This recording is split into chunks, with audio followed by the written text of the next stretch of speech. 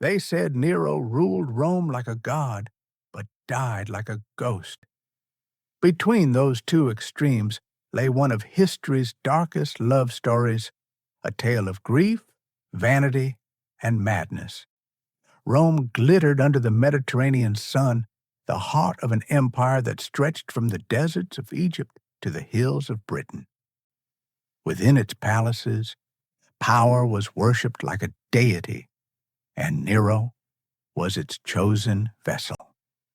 To the people, he was the emperor who rebuilt their city in marble, who sang poetry and played the lyre. To those who knew him, he was a man haunted by emptiness. He had been born into ambition and blood. His mother, Agrippina, had poisoned her husband, Emperor Claudius, to place her teenage son on the throne. Nero learned early that love was another form of politics, and trust a luxury only fools could afford. Then he met Poppaea Sabina. She was not merely beautiful, she was luminous, the kind of beauty that could silence a Senate hall. Her hair shimmered like gold leaf, her voice dripped with charm, and her ambition was sharper than any Roman blade. She whispered to Nero that he was not just an emperor, but a god, destined to be adored. Under her spell, he banished his first wife, Octavia, and married Poppaea. For a time, Rome glowed in the warmth of their union. The emperor smiled again. The empress glided through the marble halls like living sunlight. But power in Rome was never stable, and love even less so. Nero's temper was as unpredictable as the summer storms that rolled over the Tiber. One evening, the palace trembled with screams. What began as a private argument ended with a single, fatal act.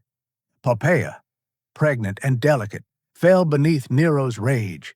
A single blow, some say a kick, silenced her forever. By morning, the empress was dead, and the emperor was a ruin of a man. He wandered the halls at night, whispering her name, touching the walls where her laughter once echoed. He ordered her body embalmed in rare spices, encased in gold, and laid within Augustus's mausoleum among Rome's greatest dead. Yet even death would not release her hold on him. Nero demanded that her perfumes be burned daily, her likeness painted on walls, sculpted in marble, carved into gems. Every feast became a shrine, every silence a prayer. Grief twisted into delusion. He began to see her everywhere, in the faces of servants, in the glimmer of candlelight, in his dreams, until one morning he saw her again, in the face of a boy. The boy's name was Sporus, a young page of extraordinary beauty. His skin was pale, his eyes soft and uncertain, a fragile presence that seemed more divine than human. When Nero's gaze fell upon him, the court grew silent. The emperor stared as though time itself had reversed. The resemblance was uncanny. Sporus was the mirror of Poppaea's youth. Nero began to summon him daily. The boy was dressed in fine silk instead of the rough tunics of servants. He dined near the emperor, received gifts, and was addressed by a new name whispered in Nero's trembling voice. Sabina. Rome's whispers turned fearful. The emperor had lost his wife. Now he sought to recreate her. Then came the command that chilled the palace. Nero summoned his physician and uttered the words that sealed Sporus's fate. "Make him her," he said. The physician hesitated, his hand shaking, but refusal meant death. What followed was an act of cruelty wrapped in divine madness. In a dark chamber deep within the Palatine Palace, the boy was mutilated to fulfill an emperor's fantasy. His cries echoed through marble corridors, yet none dared intervene. When it was done, Nero looked upon his creation and wept, not for the boy's suffering, but for the illusion of his lost love. He dressed Sporus in Poppæa's gowns, adorned him with jewels, painted his lips, and paraded him before the court as the resurrected empress. Rome watched in stunned silence as its ruler declared that death itself had been conquered by his will. Soon came the wedding. Nero stood in ceremonial robes before the gods, placing a veil upon the trembling boy's head. Before the terrified courtiers, he kissed his bride and proclaimed their union blessed. The Senate dared not object. Priests offered prayers through gritted teeth, and so Sporus, now neither man nor woman, became the emperor's wife. He slept beside Nero, dined beside him, and appeared in public as the living ghost of Poppaea Sabina. Every time Nero looked at him, he saw not the boy, but the shadow of the woman he had killed. It was not love anymore. It was necromancy of the heart, a cruel theater performed before an empire. While Nero drowned in illusion, Rome began to rot. The treasury emptied to fund his endless feasts and performances. The people whispered of the emperor's madness. Senators plotted in silence. Then, one summer night, fire lit the sky. It began near the Circus Maximus, racing through the wooden stalls and narrow streets. For 6 days, flames devoured the city. Smoke rose like a funeral shroud. Temples crumbled. Mothers screamed as their homes turned to ash. From his palace balcony, Nero watched. Some swore they saw him take up his lyre and sing of Troy's destruction as the inferno consumed Rome. Whether legend or truth, it sealed his reputation. When the embers cooled, 2/3 of the city lay in ruin. The people demanded justice. Nero blamed the Christians, and the persecution began. Men and women burned alive as scapegoats, while their emperor built his golden house upon the city's ashes. Through it all, Sporus remained beside him, silent, jeweled, hollow-eyed. The emperor called him my Poppaea, feeding his delusion. At banquets, Nero would stroke the boy's face, whispering words once meant for his dead wife. Sporus smiled because he had to. He was no longer a person. He was the emperor's mirror, reflecting insanity back to its source. Each morning, he awoke wondering whether he was still alive or already part of the underworld Nero had created. Yet, in that gilded prison, survival was the only rebellion left to him. Nero's empire began to crumble from within. Revolts flared across the provinces. Generals in Spain and Gaul declared him unfit to rule. The Senate, once his puppet, turned against him. The Praetorian Guard, his shield, abandoned him for promises of gold. In the chaos, Nero clung to Sporus as though the boy were his last link to divinity. "You will never leave me," he said one night, his voice breaking like a child's. Sporus nodded, not out of love, but fear. When the end came, it was swift. The Senate named Nero an enemy of the state. Execution awaited. He fled Rome disguised as a servant, a few loyal men at his side, and the boy who had been turned into his wife followed him into exile. They rode through the night, hunted, desperate. The emperor, who once ruled the world, now trembled at every sound. In a villa outside the city, surrounded by soldiers sent to arrest him, Nero realized his reign was over. "What an artist dies in me," he murmured, tears streaking his face. Too afraid to face public humiliation, he pressed a dagger to his throat, but his courage faltered. Finally, with the help of a servant, he drove the blade home. Sporus watched the life drained from his master, the man who had stolen his youth, his body, and his soul. In that moment, perhaps for the first time, he felt something close to freedom. Rome exhaled as news of the emperor's death spread. Crowds filled the streets, celebrating the fall of a tyrant. Statues of Nero were torn down.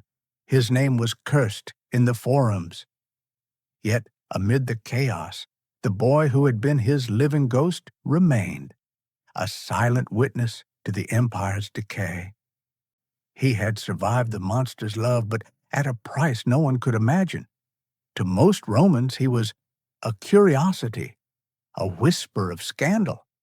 To history, he became a symbol, the last echo of Nero's madness, proof of how far power could twist the human heart. Sporus would live on for a few more years, drifting through the palaces of new emperors who toyed with him as Nero once had. But that is another story, one that begins after the flames of Rome faded and the empire sought to forget the boy who had been made into a queen. When Nero's body was laid in the ground, the empire breathed again, but it did not heal. Power never dies in Rome, it merely changes hands.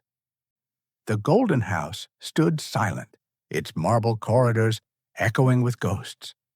Statues of Nero were smashed, his name erased from monuments, yet the damage he had done to souls lingered like smoke, and among those drifting shadows walked Sporus, the boy who had once been a wife, a doll, a mirror of madness. His body bore the emperor's cruelty, his mind carried its memory. He had lived in palaces, worn crowns, slept beside a god, and watched that god die. Now, he was no one. For a time, the courtiers who had once feared him pitied him. He was too fragile to punish, too symbolic to ignore. The new rulers of Rome saw him as both danger and novelty, a living souvenir from an era they wanted forgotten. But history, like desire, is hard to erase. When Galba seized the throne, Sporus was cast aside, wandering between villas and the homes of those who once served Nero. The boy had no family, no name, only the identity forced upon him, yet he still wore Poppeia's jewels, perhaps out of habit, perhaps because they were his only armor. Every gaze he met was laced with mockery and fascination. People whispered, "That's Nero's bride," as if saying it could protect them from becoming the next victim of Rome's cruelty. But power has a strange appetite for symbols. Not long after Nero's death, a new emperor emerged, Otho, a man who had once been Nero's companion and rival. Otho had known Poppaea before Nero claimed her. He had loved her once, or at least thought he did. When he took the throne, he remembered Sporus. The resemblance to the woman they had both desired was too haunting to ignore. Otho summoned him to court. Sporus, weary and voiceless, obeyed. The emperor received him with tears and nostalgia. "You remind me of her," Otho said softly. "Perhaps it is fate that brought you back." And once again, the cycle began. Sporus was dressed in silk, adorned in pearls, and placed beside another man who sought the reflection of a ghost. To the Senate, it was scandalous. To the people, it was madness reborn. But in Rome, hypocrisy ruled as much as law. Otho paraded Sporus through the palaces as his consort, calling him Lady Sabina, the same name Nero had used. The boy smiled when commanded, wept in private, and endured the whispers that followed him like flies. History seemed to repeat itself. Another emperor, another delusion, another gilded prison. Yet Otho was not Nero. He was weak, sentimental, and soon crushed under the weight of rebellion. When Vitellius, a brutal general, marched on Rome to seize the throne, Otho chose suicide over defeat. Sporus had watched one emperor die by the sword of his own hand. Now he watched another do the same. For a moment, he wondered if death was the only honest act left for those who ruled Rome. Vitellius entered the city in triumph, draped in purple, bloated with pride and cruelty. Where Otho had been melancholy, Vitellius was monstrous. He drank like a god and punished like a demon. When he learned of Sporus, he laughed, a deep, cruel laugh that echoed through the halls. To him, the boy was not a person, but a joke, a relic of Nero's perversion. He decided to make sport of him. If he was a bride for Nero, Vitellius sneered, then let him play the bride for death. He ordered that Sporus be brought to the public stage, dressed again as an empress, and that a mock wedding be performed, not to a man, but to a gladiator armed with a blade. The ceremony, Vitellius declared, would end with the boy's wedding night, his public violation and death before the jeering crowd. The news spread through Rome like wildfire. Even in a city desensitized by blood and theater, the cruelty shocked many. Some begged Vitellius to reconsider, others prepared to watch, eager for spectacle. Sporus said nothing. He had endured emperors, flames, and madness. Now he was to face humiliation as entertainment. In his final days, he avoided mirrors. He knew what he would see, not the empress Nero imagined, not the beauty Otho adored, but the hollow shell of a boy stolen from himself. On the morning of the ceremony, as the guards came for him, he asked for a moment alone. They granted it, thinking he might pray. Instead, he reached for a dagger hidden in his garments and drove it into his chest. Death, in the end, was the only act he could claim as his own. When they found him, he was lying still, his face serene, for the first time since his childhood. Rome would not have its spectacle. He had denied them that satisfaction. The people murmured his name for a few days, then forgot him, as they forgot all who displeased their appetite. Vitellius, who had mocked him, met his own gruesome death months later, dragged through the streets, beaten, and executed by the same mob that once cheered his arrival. And so, the empire continued its endless cycle of blood and decay. New emperors rose, old ghosts returned, and the marble walls of the Palatine whispered the same warning. In Rome, love was a weapon, and beauty a curse. Sporus' story might have ended there, buried beneath centuries of ruin, but history remembers those who suffer in silence. Philosophers of later generations spoke of him as a symbol, not of lust, but of the price of power. He was proof that even emperors, in their search for immortality, destroy what they claim to love. Nero wanted to resurrect beauty and instead created horror. Otho sought comfort and repeated sin. Vitellius wanted laughter and found damnation. Each emperor, in using Sporus as a mirror, revealed his own reflection: vanity, fear, and the corruption of the soul. Some historians claim that Sporus had been weak, a passive victim. Others saw in his final act a spark of rebellion, the courage to deny the empire one last cruelty. He could not undo his past, but he could choose how it ended. That act of self-destruction became his final defiance against a world that had taken everything. In a city obsessed with power and spectacle, he chose silence. And in that silence, he became immortal in his own way. Centuries later, as the Roman Empire crumbled, scholars unearthed the stories of Nero's reign from decaying scrolls. Among tales of excess and war, they found the strange story of a boy made into a woman made into a ghost, and a ghost turned into legend. The scholars debated the details. Some doubted it entirely, others called it too grotesque to invent. But even they could not ignore the moral that shimmered through the horror. Power without restraint always devours innocence, and love without sanity becomes destruction. If you walk through the ruins of the Palatine Hill today, you can still feel the weight of it. Beneath the dust and fractured marble lies the echo of a story no empire could erase. Somewhere in those corridors where Nero once played his lyre, a boy once cried out for mercy. Somewhere among the gardens where Poppaea walked in silk, a ghost lingered in her image, and somewhere beneath the cracked frescoes of forgotten gods, the shadows of a mad emperor and his unwilling bride still dance in silence, replaying the tragedy that defined an age. Perhaps that is why Rome endures, not because of its triumphs, but because of its sins.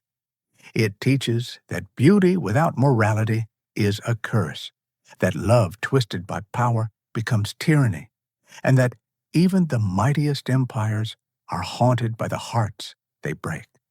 Sporus's story is not just the echo of Nero's madness. It is a warning that history repeats itself whenever humanity forgets its own reflection. The poets who wrote about Nero's fall often omitted the boy's name. They found it too shameful, too strange. But in secret, some scribes preserved it. They wrote that Nero once tried to conquer death and instead created a ghost that outlived him. They wrote that Sporus was the last thing the emperor saw before he died, not as a man, not as a ruler, but as a terrified child facing his own creation. And they wrote that, in the end, both master and victim shared the same fate, consumed by their own illusions, forgotten by their gods, remembered only by those who still study how power and grief can twist the human soul. In the centuries that followed, Rome fell, and with it, the names of countless emperors faded into dust. But Sporus's name, faint, fragile, almost lost, survived in whispers. He became the embodiment of all who suffer silently under the shadow of greatness, a symbol of what happens when love is corrupted by possession. His story lingers because it is not just Roman, it is human. It speaks to every age that worships beauty, power, or fame without conscience. It reminds us that behind every throne there is a price, and behind every legend, a victim. In the quiet ruins of the Domus Aurea, where golden ceilings have long since dulled and vines crawl across the ancient walls, historians say that if you listen closely, you can still hear the faint echo of a song. Some say it is Nero's lyre. Others believe it is the voice of Sporus, not crying, not calling for help, but whispering a final truth to those who dare to listen, that love built on control is not love at all, and that no empire, however grand, can escape the consequences of cruelty. And so ends the story of Nero and Sporus, not as a scandal of history, but as a mirror to humanity's darkest longing. One man tried to bring back the dead, and in doing so, buried himself. One boy was forced to become what he was not, and found freedom only in death. Between them lies the eternal shadow of Rome, where passion became punishment, and where even the gods must have turned away.